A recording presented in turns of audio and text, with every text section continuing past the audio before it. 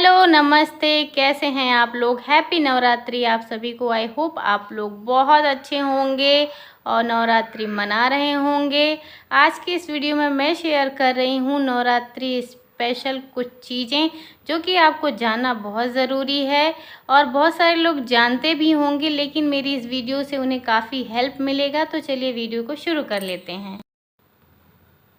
व्रत शुरू होने के पहले से ही हमें व्रत की तैयारियां शुरू कर देनी चाहिए।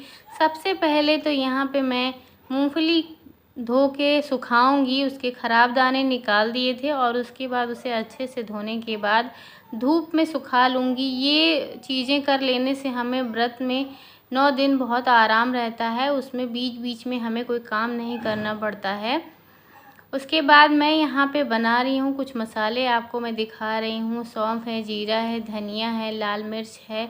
इन सब को भी धो लेती हूँ और धोने के बाद इन्हें भी हमें धूप में सुखाना पड़ेगा।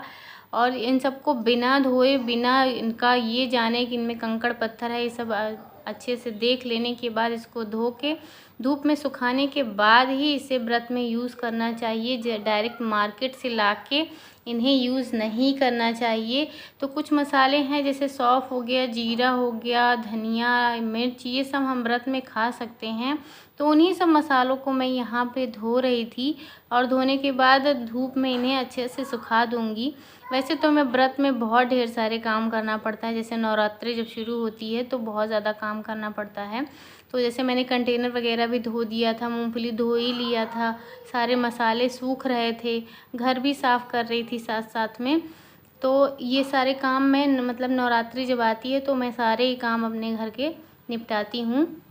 मैंने मसाले जो है सूख गए थे तो मैं सबको एक ही में कर ले रही हूँ, जैसे धनिया, जीरा, सौंफ, ये सब एक ही में करके इनको भूनना है। अच्छे से सूख गए थे ये और उनको भूनना है। तो कढ़ाई गरम हो गई है, उनमें ऐसे रोस्ट करना है बिना कुछ भी डाले, इसमें कुछ नहीं डालना, हमें ऐसे ड्राई रोस्ट करना है इसको अच्छे से। और ये नहीं करना है कि मतलब काला हो जाए या फिर गोल्डन हो जाए बहुत ज़्यादा, नहीं, सिर्फ इतना है कि ये मसाले भुन जाए, क्योंकि आप इनको कंटिन्यू जब चलाओगे तो बहुत अच्छे से ये रोस्ट हो जाते हैं। फिर मैंने लाल मिर्च को भी डाल दिया और साथ साथ में ये सब मसाले भुन जाएंगे। और ये मैं मिक्स मसाला बना के रखूँगी व्रत में खाने के लिए, अलग अलग से नहीं, इसीलिए मैं पीस रही थी क्योंकि इससे हमारे टाइम की बचत हो जाएगी। और जैसे ही भुन गया तो निकाल लिया मैंने। अब इसे रख दे रही हूँ ठंडा होने के लिए और ठंडा हो जाने के बाद इस मिक्सी में पीसूँगी मैं।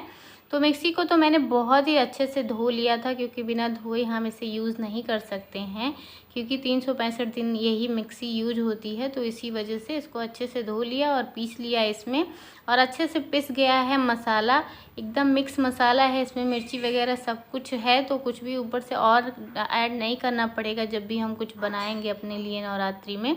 मतलब किसी भी व्रत में आप ये मसाला खा सकते हो, ये बहुत अच्छा है। ऐसे ही बना के आप घर पे रख सकते हैं व्रत शुरू होने के पहले। अब जो मम्मी ने मूंगफली धोई थी उसका भी हमें कुछ ना कुछ तो करना है, इसी वजह से मैंने धो के तब तैयार किया था। मैंने यहाँ पे नमकीन बनाने की तैयारी शुरू कर दी है। सबसे पहले मैं किशमिश को फ्राई करके निकाल ले रही हूँ, तल के निकाल ले रही हूँ। कुछ लोग देख रहे होंगे कि किशमिश तो पूरी तरीके से फूल गई तो ये ख़राब ना हो गई हो, लेकिन नहीं, ये फिर से वापस से अपने शेप में आ जाती है किशमिश। तो इसकी जो नमकीन होती है इन सब की बहुत ज़्यादा अच्छी होती है। तो फिर मैंने बादाम को भी उसी तरीके से निकाल लिया है फ्राई करके। और ये जो ऑयल है इसको मैं बताना आपको भूल गई, ये है पीनट ऑयल, मूंगफली का तेल जिसको बोलते हैं। ये मार्केट में इजीली अवेलेबल रहता है, इसको भी हम व्रत में खा सकते हैं। अगर घी नहीं हो तो इसको यूज़ कर सकते हैं, और इसको मतलब व्रत में खा सकते हैं, तो आप आराम से इसको खा सकते हो, कोई दिक्कत नहीं। तो मैंने अभी यहाँ मखाना भी रोस्ट कर लिया और काजू भी मतलब फ्राई कर लिया है। और उसके बाद यहाँ पे नारियल मैंने जो गोला वाला आता है उसको बड़े बड़े जो पीसेस में पतला पतला काट लिया था, उसको भी फ्राई कर लिया है। और अब मूँगफली जो हमने धोई थी ना, सुखाई थी धूप में, उसको भी मैं पूरा फ्राई कर ले रही हूँ। जिन लोगों को नहीं पसंद हो, मतलब तेल में नहीं फ्राई करना चाहते हूँ, वो मतलब सेंधा नमक आप अपनी कढ़ाई में गरम करके उसमें भी इसको भून सकते हो। लेकिन उसमें ये मेथड में ये रहता है ना, थोड़ा सा नमक ज़्यादा हो जाता है उसमें, तो वो मुझे नहीं पसंद है। अभी मैं आपको दिखा रही थी, ये साबूदाना है बड़ा वाला। ये बड़ा वाला साबूदाना की नमकीन बहुत ज़्यादा अच्छी होती है। जैसे आपने पॉपकॉर्न खाया होगा तो पॉपकॉर्न जब थोड़ा सा डालो और ढेर सारा निकल के आता है, वैसे ही कुछ ये भी होता है। जनरली हम छोटा वाला साबूदाना यूज़ करते हैं, उसकी खिचड़ी और खीर हम खाते ही हैं, लेकिन बड़ा वाला जो इससे छोटे से बड़ा आता है वो साबूदाना नमकीन में यूज़ आता है।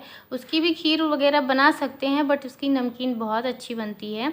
तो जितने भी मूंगफली, साबूदाना, ड्राई फ्रूट्स वगैरह सब मैंने यहाँ पे फ्राई करके निकाल लिया है और ठंडा हो गया था। उसके बाद मैंने इसमें सेंधा नमक सादा ऐसे डाल दिया और कुछ भी मैं इसमें नहीं डाल रही हूँ। और आपस में इसे अच्छे से मिक्स करने के बाद मैं किशमिश आपको दिखा रही थी कि ये वापस से अपने शेप में आ गया है। और सबको अच्छे से मिला देंगे और कंटेनर में डाल के हम इसको रखेंगे। तो ये थोड़ा सा ज़्यादा था क्योंकि 9 दिन का व्रत मैं रखती हूँ, तो मुझे पूरे 9 दिन ये काम आएगा। और मेरे हस्बैंड भी द्वितीया और अष्टमी रहते हैं, तो मतलब आ जाएगा काम में। इसी वजह से मैंने थोड़ा ज़्यादा ही बना लिया है और कंटेनर में भर के इसको रख दूँगी और ये हमारे काम में आएगा 9 दिनों तक। आप भी ऐसे नमकीन अपने घर में व्रत शुरू होने के पहले बना कर रख सकते हो। ये बहुत ज़्यादा अच्छे से काम भी आएगा और आपको रोज़ रोज़ मूंगफली वगैरह भूनने की ज़रूरत नहीं पड़ेगी। ये आपके काम को बहुत ज़्यादा आसान कर देगा। अगला जो मैं आपको बताने वाली हूँ, इस तरीके का कोई ट्रे ले लीजिए और जितनी भी चीज़ें आपकी हैं व्रत में रेगुलर यूज़ करने वाली, जैसे चाय हम पियेंगे तो चीनी, चाय पत्ती, घी, नमक और जो हमने नमकीन बनाया वो, जो हमने मसाले बनाए वो, सबको एक जगह पे इकट्ठा करके आप रखिए और अलग रखिए जहाँ किसी का हाथ बार बार नहीं लगे और ये सब चीज़ें जूठी नहीं हों और आपको जो है 9 दिन बिल्कुल भी भटकना ना पड़े और आपको मतलब आसानी से ये चीज़ें आपके पास रहे। बस आप ये ट्रे उठाइए और अपना जो भी काम है आपकी चीज़ों का आप बना लीजिए। इतनी चीज़ें खैर आप रख सकते हैं, बाकी बहुत सारी चीज़ें होती हैं, बट इतनी चीज़ें जो कि वॉश नहीं की जा सकती उनको इस तरीके से रख लीजिए। और मैं इसे फ्रिज पे रख रही हूँ जहाँ पे किसी का हाथ नहीं लगेगा। अगर आपके पास इस तरीके का स्टैंड हो तो आप उससे भी यूज़ कर सकते हो। मैं स्लैब पे नहीं रखना चाह रही थी, इसीलिए मैंने स्टैंड पे नहीं रखा है, मैंने फ्रिज के ऊपर इसीलिए रख दिया है। और उसके बाद अभी जितनी भी आप मंदिर में जितनी चुनरी हो, आसन हो और जितनी आपने वॉशेबल माला वगैरह जो डेकोरेशन के लिए हम यूज़ करते हैं वो सबको निकाल के अच्छे से धुल लेना है। और आपका मंदिर कैसा भी हो उसे अच्छे से उसकी साफ़ सफाई बहुत ज़्यादा ज़रूरी है। व्रत त्यौहार में तो हम सभी ये करते हैं। तो मैंने सारी जो आसन लगाया था, चुनरी था, वो सब भी मैं निकाल के ले आई हूँ और मैं इसे किचन में धो रही हूँ क्योंकि पूजा का सामान है तो मैं नहीं लेके जाती बाथरूम में और इसे मैं किचन में ही धो ले रही हूँ और इसे सूखने के लिए डाल दूँगी।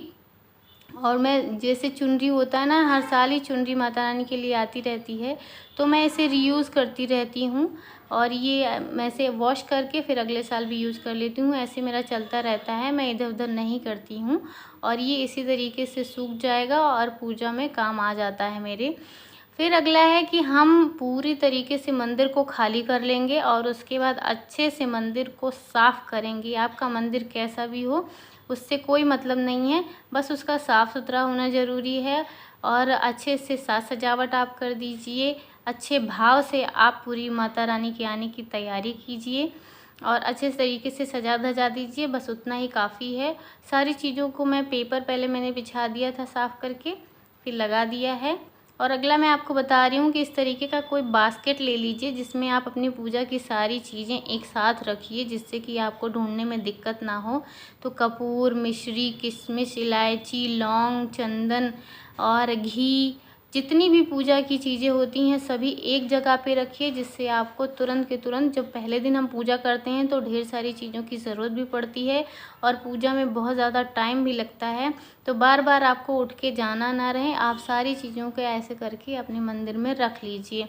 मैंने बताशे भी रख दिए हैं, उसके लिए कोई कंटेनर नहीं मिल रहा था तो मैंने इन्हें प्लास्टिक में ही रख दिया है। बाद में मैं खाली कर दूँगी जो मुझे मिल जाएगा, अभी तो खाली ही नहीं था कुछ भी।